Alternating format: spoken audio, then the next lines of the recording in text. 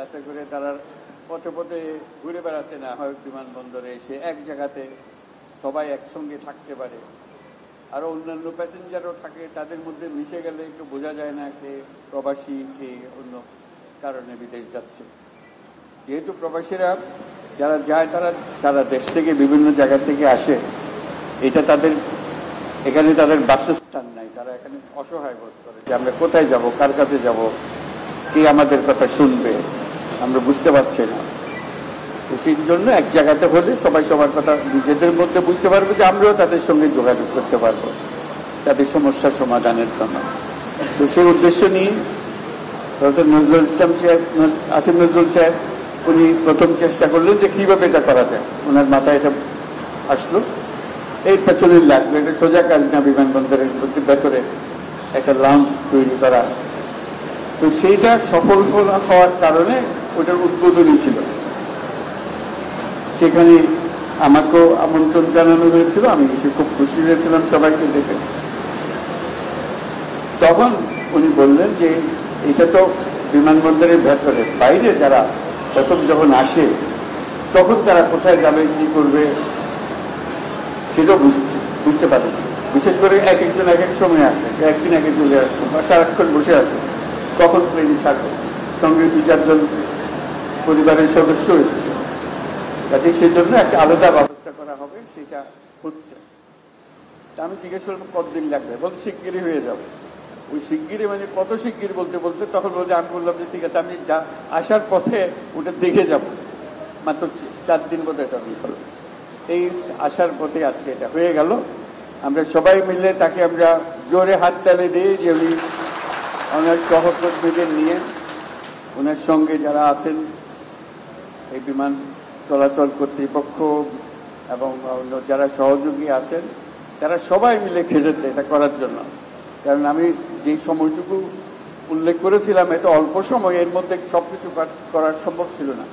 তারা সেই অসম্ভবকে সম্ভব করেছেন সবাই মিলে, এবং সবার উদ্দেশ্যে এবার একটা হাততালি দিয়ে আমি আজকে এটা হলো যাত্রা শুরু। এটা কাজে লাগাতে গিয়ে আরো নতুন নতুন প্রশ্ন আসবে, নতুন সুযোগ সুবিধার কারণ হবে। আপনারাও এটার মতামত দিয়ে, প্রস্তাব দিয়ে যে এটা এইভাবে করলে আরো ভালো হবে। ওনাদের বুদ্ধিতে আপনাদের সঙ্গে আলাপ করে যা মাথায় এসছে সবকিছুর সমাধান এখানে দিয়েছে এখন পর্যন্ত যা জানা আছে।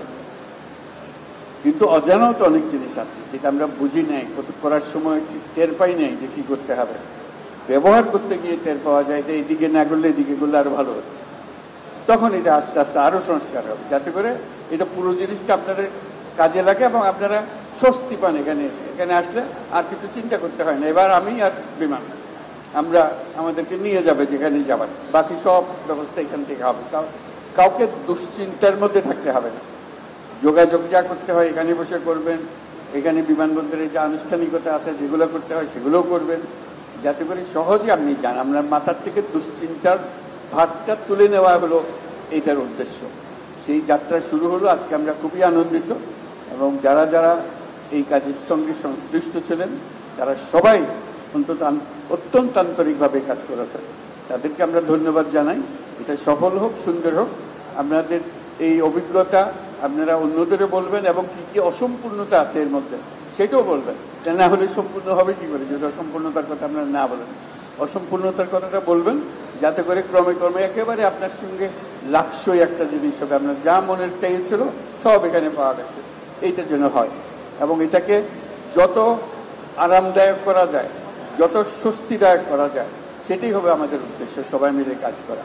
এটার প্রতি আমরা সবাই নজর দিয়েছেন। বিশেষ করে আসিফ নজরুল সাহেব, প্রবাসী কল্যাণ মন্ত্রণালয়, ওনার দায়িত্বে উনি আগ্রহ করে এটা নিয়েছেন। এটা অনেকে মনে করে যে এটাতে কি কাজ আছে, উনি বলছেন এটাতে অনেক কাজ আছে, আমাকে দেন, এটা আমি পারবো। তো সেটা আগ্রহ করে নিয়েছেন।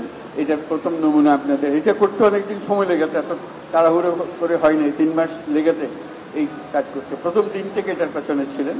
আজকে এটা সম্পূর্ণ হয়েছে, আমাদের সবার আনন্দ লাগছে। তো সবাইকে ধন্যবাদ জানাচ্ছি, শুভেচ্ছা জানাচ্ছি। আমাদের যাত্রা শুভ হোক। ধন্যবাদ সবাই।